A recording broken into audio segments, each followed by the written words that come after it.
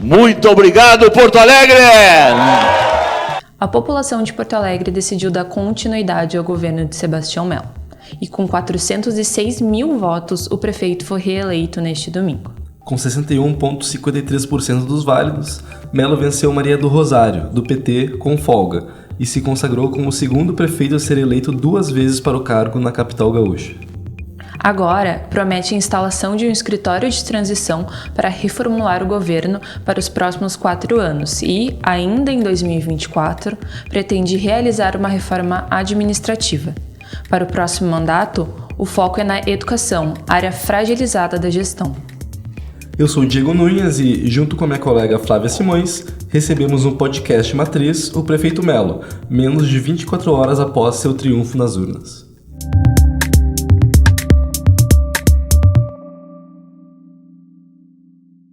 Bom, prefeito, bem-vindo à redação do Correio do Povo, parabéns pela reeleição.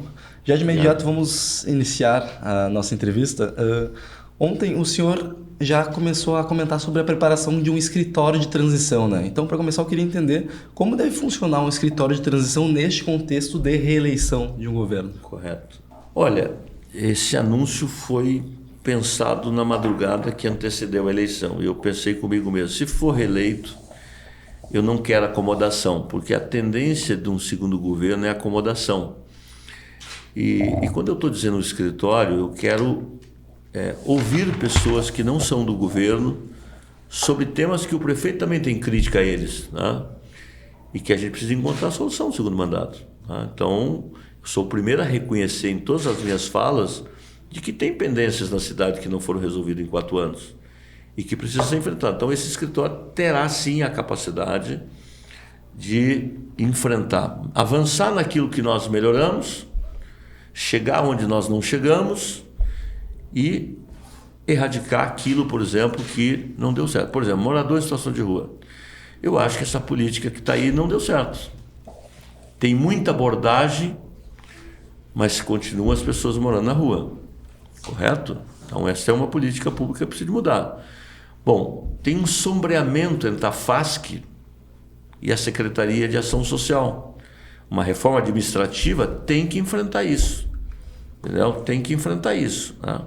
Eu, por exemplo, acho também não adianta criar estrutura por jogar para a plateia, né? Então, para criar estrutura, tu tem que ter dinheiro para a política pública e não para a estrutura. Então, todo mundo quer defender. Eu quero uma secretaria de área rural, eu quero a secretaria de turismo, eu quero a secretaria daquilo, eu quero a secretaria do idoso. Então, isso tem que ser muito equilibrado, né? Não vou estar fazendo muitas e muitas estruturas, mas, por exemplo, o turismo é um fator determinante do empreendedorismo na cidade, atrai muito dinheiro para a cidade, com os hotéis, com a questão da gastronomia, da cultura. Então, você tem que gerar oportunidade. Então, acho que esse escritório tem a capacidade de mostrar o desafio para frente. Olha, deu certo isso aqui, e tem finanças que foi muito equilibrada, mas que a gente sofreu um baque com as enchentes. E o baque foi mais de 300 milhões, então nós temos que recompor essa receita aqui, não? Então, deve vir uma reforma administrativa com mudanças nas secretarias ainda antes do começo do ano? Provavelmente sim, tem que ser dentro desse ano ainda, porque... e aí tem a questão do DEMAI, que eu também se eu vou mandar este ano, ano que vem, uma decisão que estou... Né, eu não tive tempo de pensar nada disso, eu estou hoje, né, conversando com vocês e todos os órgãos de imprensa, mas a partir de amanhã eu também tenho que pensar nisso. Prefeito, vou repetir uma pergunta que eu já fiz ontem para o senhor. Pergunta? Nós tivemos em 2020 uma eleição muito pulverizada, né, com muitos candidatos, e o senhor Correto. Reuniu um apoio no segundo turno. Dessa vez, parte diferente, parte já com 8 partidos no seu governo, sendo o PL um dos principais, né, através da vice Bettina Worm, chega a 15... chega a 11 partidos no segundo turno. Como fazer para administrar tantos partidos dentro dessa composição de gestão que o senhor passa a pensar a partir de agora? Só tem uma maneira: diálogo e construção. Ouvi-los atentamente, 1, 2, 3, 4 vezes, fazer parte dessa construção, porque as pessoas sempre respeitam a decisão quando ela faz parte dessa construção, né? Então, o prefeito não pode levar um prato pronto para os vereadores, para os partidos, tem que construir. Eu sou da política. Eu fizemos um governo na política e no técnico, ele vai seguir um pouco desse modelo. Bom, se os partidos políticos me apresentar quadros qualificados em todas as áreas do governo, a decisão já está tomada. Agora, nenhum partido tem um secretário da Fazenda ou do meio ambiente ou de outra área. Bom, como é que eu vou assumir porque eu sou um partido? Não pode ser assim, né? Então, para assumir cargo nesse novo governo, está aberto todas as secretarias. Não tem nenhuma que tem vedação, mas tem que ter qualidade técnica para isso, né? Ou seja, eu tenho um partido A que o quadro melhor é desta área, o partido vizinho vai ter que dizer, bom, mas então vamos construir uma outra alternativa para o quadro que eu tenho, uma outra área. Por quê? Gente, sem gestão não há entrega. Eu não sou mais candidato à reeleição. Meu mandato termina daqui a 4 anos, mas com certeza o projeto que está aí vai querer ter um candidato lá na frente, que não é agora, e para pensar num terceiro mandato do mesmo projeto, tem que ter mais mudança, tem que ter mais transformações. Então, se tu não acertar esse tom na montagem do governo, você desarranja a vida da cidade e o projeto vai embora. Então, o projeto, para sustentar, tem que ter liderança política, mas tem que ter gestão. Não? Prefeito, também tem bastante aliados que acabaram não sendo eleitos. Eles devem figurar dentro do governo? Esta composição política, ela também... Bom, nós tivemos nenhum vereador, com exceção um vereador, que foi o Schirmer, que aceitou ser secretário, né? Eu acho que às vezes a experiência de um legislativo vir para um secretário é importante, né? Tudo isso tem, né? Porque para um suplente que não se chegou, ou ele vem para o governo, ou alguém que é titular do cargo vem para o governo e ele assume a titularidade. Então, só tem esses 2 caminhos, né? Então, tudo isso nós vamos discutir. Vamos ver o que os partidos apresentam. Primeiro é o desenho da reforma administrativa. Quais os espaços, então, existentes no governo e, a partir desses espaços, quais os quadros que os partidos apresentam. Porque também nós temos aí, né, os partidos da base do governo, mas nós temos também o Novo, nós temos o PSDB, que soma-se 5 vereadores, tem mais o PDT também, que tem um vereador, 6 vereadores, porque da base do governo, né, não tem vereador suficiente para aprovação na Câmara. Nós vamos também contar com parcerias, participando ou não do governo. Eu vou respeitar isso, né? Muitas pautas do Novo foram incorporadas por nós nesse mandato. Liberdade econômica é um exemplo disso, licenciamento é um exemplo disso, quer dizer, a questão do DEMAI também é um exemplo disso. Então é hora de construção. Termina esse mandato, começa o outro, 12 vereadores de oposição numa Câmara que tem 35. E o Ricardo Gomes, ele deve fazer parte do governo? Ele foi um vice atuante, um vice importante? Olha, o Ricardo é um grande parceiro e sou muito grato de ter ele como vice até o dia 30 de dezembro. Ele tomou uma decisão política e pessoal. Política de não concorrer de novo para o Executivo. Ele tinha unanimidade dentro dos partidos para ser o vice. Só surgiu um outro vice, e que no caso é a Betina, que também é uma grande revelação, mas ele tinha essa unanimidade. Ele não vai vir para o governo porque é uma decisão dele, né?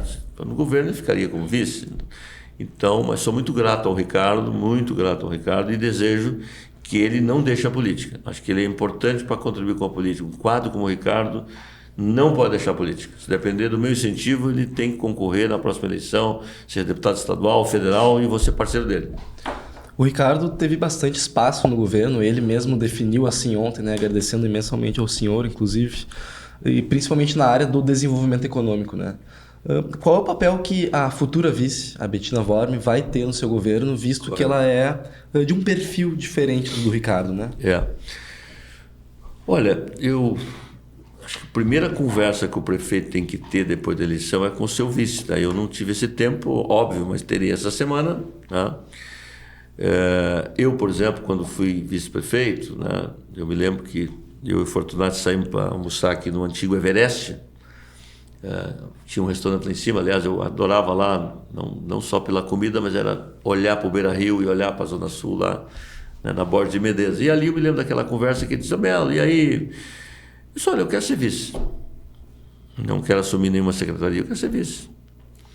Então, essa conversa eu vou ter com a Betina. Ela terá um papel relevante no governo. Ela tem qualidade, ela vem da área de licitações, né, do Exército, ela tem uma causa animal que é muito importante para esse governo, nesse primeiro governo, no segundo. Então, ela tem contribuições enormes para dar.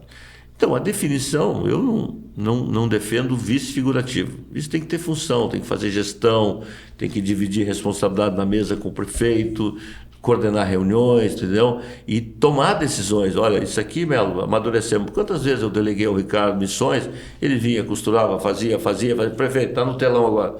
Vamos decidir junto? Se eu construir, se eu fiz, então o que tu acha? Tá, lá, dei a minha pitaco, vai lá, faz. Então, para mim, segue. Eu fui vice, e talvez também por isso me sensibiliza muito, porque quando um vice e um prefeito se desacerta, é ruim para a cidade, perde a gestão, perde todo mundo. Então, eu e a Betina teremos um grande relacionamento e ela terá funções relevantes como vice-prefeito na nossa gestão. Talvez não no setor econômico, que não é o setor dela, como é do Ricardo, então tinha muito setor econômico, mas tem outros, o governo não é composto só do setor econômico, não. Então, aquela desconfiança que tinha do Melo, hoje o empresariado não tem mais. Então, isso é um papel que era suprido pelo Ricardo, que hoje acho que o próprio prefeito supra esse papel. E a Betina terá papéis importantes. A Betina, ela veio a ser vice numa costura a partir do momento que o Ricardo anunciou que não seria vice, né? Inclusive, nesse meio tempo, se ensaiou nos bastidores a possibilidade de uma candidatura própria do PL que veio a não acontecer. Caso acontecesse, a gente podia ter outra eleição. Mais do que a Betina, qual será o papel do PL, um partido tão importante, grande hoje no país, no seu governo? Eu acho que os partidos, nós precisamos ter um equilíbrio, né? Por exemplo, a gente compôs lá na eleição passada, em 2 momentos, o seguinte: os partidos que vieram do primeiro turno e os partidos que vieram do segundo turno. Nesta eleição, majoritariamente, os partidos todos vieram do primeiro turno. Então, a gente tem que ter um equilíbrio. Quando tu compõe um governo e um partido fica muito satisfeito e os outros contentes, sinal que tu compôs mais. Quando tu compõe um governo que todo mundo fica um pouco insatisfeito, é que tu fez uma boa composição, porque sempre os partidos vão querer mais. Mas eu não vou aumentar o governo, não. Então, os pedidos são sempre maiores numa composição de governo. Então, a mesa de negociações tem que compor. Então, participar do governo, então o PL terá um papel importante, né? O mesmo tamanho que o MDB tiver no governo, o PL vai ter, que outros partidos também vão ter. Quer dizer, então não vai ter, porque o partido do governo, do prefeito, vai ter um tamanho muito maior. Agora, essa conversa eu vou ter com a vice, vou ter com a bancada do PL, vou ter sob a liderança do presidente Zucco, que tem sido um grande parceiro, gosto muito dele, né? Aliás, essas conversas vão acontecer logo em seguida agora, porque temos que conversar com todo mundo. Mas então, vamos conversar com o vice, com o PL, com todos os demais partidos, e aí, nesse grande discussão, vai nascer um novo governo. Bom, tem partidos que querem permanecer com quadros que estão lá. Bom, aonde estão, onde não estão, eu tenho assim acho que na medida do possível, não estou dizendo que tem que haver isso de forma regra geral, mas rodar as cadeiras às vezes é importante para acabar com a acomodação, entendeu? Ou seja, é um bom secretário daquela área, se foi bom lá, pode ser bom em outro lugar, entendeu? Então, às vezes, isso também, né, tira acomodações também. Prefeito, o senhor já tinha comentado e que a educação é um dos grandes desafios da gestão, e hoje mesmo agora tu falou para o Lazier que não pode errar. Uma das promessas é zerar o déficit nas creches, e aí eu te pergunto, o que tu pretende fazer de diferente dos últimos 4 anos para cumprir essa promessa? Sim. Bom, primeiro, nós temos uma parceria com a Unesco que eu estou descontente com ela. Ou ela vem para o jogo, ou eu vou romper esse convênio. Porque nós repassamos 30 milhões para a Unesco para fazer 5 creches e isso não saiu do papel. Tá? Esse tema eu vou enfrentar agora nesses 2 meses, né? Porque assim, se eu tivesse capacidade instalada no privado em todas as áreas da cidade, eu prefiro comprar vaga do que fazer nova escola. O problema é que eu não posso pegar uma mãe que mora no Sarandi e dizer que a creche do filho dela vai ser no centro, correto? Então nós vamos ter que fazer esse mapeamento que existe da demanda manifestada. O que é uma demanda manifesta? É aquela que a mãe procurou a SBED. Então eu tenho lá esse cadastro, então eu vou lá olhar quantas eu tenho no Lamir, quantas eu tenho no Partenon, tal, e a capacidade instalada. Bom, a gente acolheu 5 mil de 0 a 5. Olha, é claro que essa demanda vai aumentar, né? O que é 3.500 hoje pode ser 3.800. E aí tem uma coisa também, a universalização, né, do SUS é uma coisa e da creche. Às vezes um pai vai no juiz, pede uma medida judicial e aquela criança que está na fila da Vila Popular é colocada para trás. Isso me desagrada profundamente. Eu sei que o direito é universal, mas tu imagina a mãe que está esperando, baixíssima renda, alguém entra na justiça, leva a vaga e aquele que está esperando espera mais. Então nós fizemos um acordo aqui com a Defensoria, nesse governo, que deu muito certo, que é uma filtragem para exatamente você colocar na lista os que mais precisam, correto? Então, o nosso compromisso está dado e nós vamos, sem dúvida alguma, aumentou para 6 mil, vou zerar os 3 mil que está aqui, bom, se a demanda manifesta aumentar enormemente, bom, não quer dizer que eu tenho um compromisso de colocar no mínimo 3, 4 mil para dentro de quem colocou 7 mil nesses 4 anos. Junto ao prefeito é o secretário da Educação que deve comandar esse processo. A gente ainda não tem um nome conhecido, né? Não tem um nome definido. Há um perfil que o senhor busca para esse secretariado? Eu acho que qualquer secretário do nosso governo tem que ter uma característica que é nossa, de ouvir, respeitar quem pensa diferente e construir na divergência as convergências. Não há educação no país, no estado e no município, se não tiver um pacto, governo, sociedade e professores. Eu vou procurar ainda este ano a rede para conversar com as diretoras. Já conversei várias vezes, mas vou conversar olho no olho. Não quero saber que partido é, que pertence ou que não pertence. É o seguinte, o que a senhora entende que nós podemos fazer para melhorar a educação? Nos dá sugestão, não só critica o governo. Me dá sugestão. Nessa questão das diretorias das escolas, o senhor ontem comentou durante a campanha também sobre uma possível parceria público-privada, uma PPP, na área da educação, né? E seria onde? Seria na infraestrutura? Para tirar a parte da infraestrutura dos diretores de escolas? Não trata nada de pedagogia, isso é papel, né, das direções escolares. Hoje, por exemplo, tu quebrou uma chave numa porta. Tu tem que ter 3 orçamentos, tu pede para os chaveiros 18 documentos, e quando ele chega lá, ele diz, não, muito obrigado, ou vou fazer de graça para ti, ou não vou fazer. Mas isso vale para a pia, isso vale para a goteira. Então, uma PPP de escola bem cuidada, o Uruguai faz isso, é nosso vizinho aqui. Então, tu pega o mesmo dinheiro que hoje é destinado para a manutenção das escolas, como é que é feito hoje? Tu tem um valor que tu repassa para as escolas, que é um valor menor. Quando é obra maior, as escolas não têm competência, instrumento para fazer isso. Então, tu pega esse mesmo dinheiro, que tu não vai aumentar um centavo, licita e diz o seguinte, está aqui, a regra do jogo é esta, 99 escolas. Tem que construir escola nova e tem que manter as que estão aí. Então é isso, mas a pedagogia não sai da mão dos diretores de escola, é somente a questão de infraestrutura. E aí, voltando para a questão das diretoras, os diretores, tu deve conversar com eles, mas tu também citou uma outra forma de escolher os diretores. Tu pode falar um pouco mais sobre isso? Eu quero discutir. Quando eu digo discutir, não significa que a decisão está tomada, né? Uhum.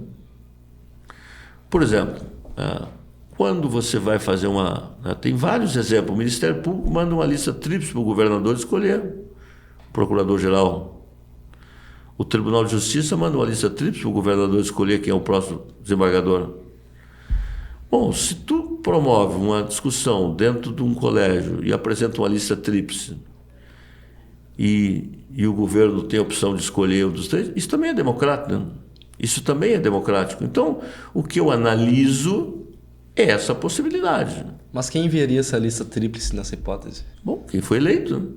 Se eu elejo, eu tenho 99 escolas, tu tem 99 eleições, né? Cada eleição tem os 3 mais votados, vem numa lista tríplice. E aí o prefeito diz, olha, tem aqui 3, vamos escolher uma das 3. Não, tu não vai escolher uma 4ª, tu não vai escolher uma 5ª, tu vai escolher. Não teve uma eleição agora dentro da URGS? Prefeito, a Secretaria de Educação, durante o mandato, ela passou por teve alguns episódios, teve a questão dos recursos públicos, teve a questão, enfim, que mandou investigar em relação à compra de livros e tudo mais.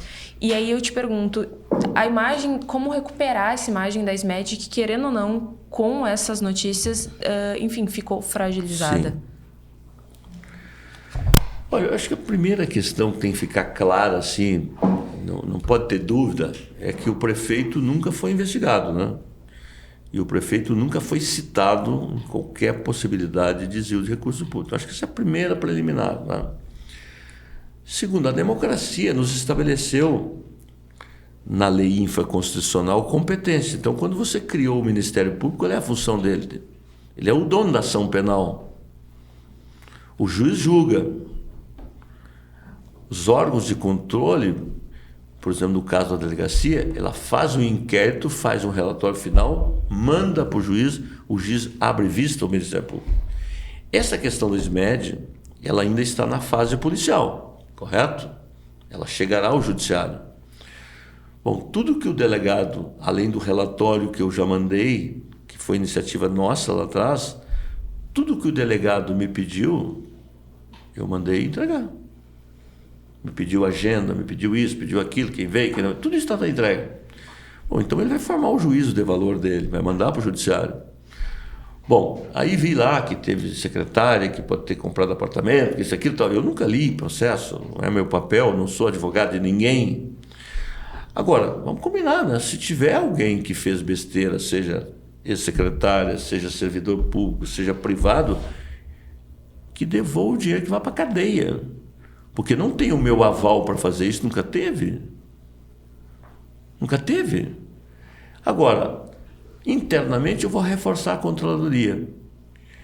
Agora, não tem lei para caráter, né? Alguém compõe um governo, né? Chega, vem com apoio político, entrega, bom currículo, você bota no governo, né? Tem todo o compliance, foi assinado no dia 2, dia 1º, sei lá, nos contratos de gestão, todo mundo responsável, porque tinha compliance, porque tal. Agora, a corrupção, tu tem que combater ela sempre, mas ela é uma doença. Tu acha que a corrupção no mundo vai acabar? Não, né? Não vai acabar. Nós temos que combater e ter cada vez instrumentos mais fortes para proibi-la, não?